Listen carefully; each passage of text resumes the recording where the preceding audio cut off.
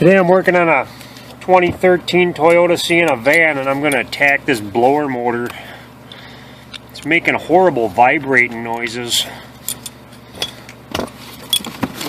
What you're going to want to do with this, first things first, is disconnect this. Push in this tab right here and just pull it out. And then these screws, you can use a T25 Torx or an 8mm or even a regular screwdriver. You can get these 3 screws out here. And there, it falls right out. Yeah, this thing's toast.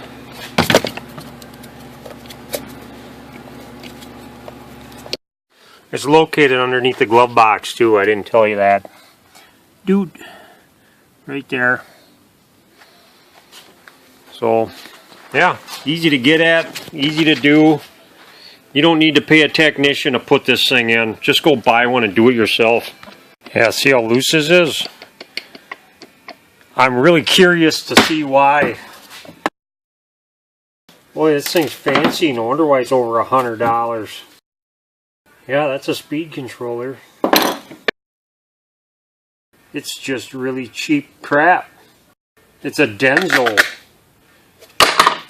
Denso. I thought that was GM. Bronze bushing. Bronze bushing. Yeah, these bronze bushings wear out. That's what's going on. Oh, if it happened to this one, it'll happen to a whole lot more of them. Fun. This thing's got a neat little magnet in it. That's got to be one of the easiest and most expensive blower motors I've ever done. What a piece of crap that was.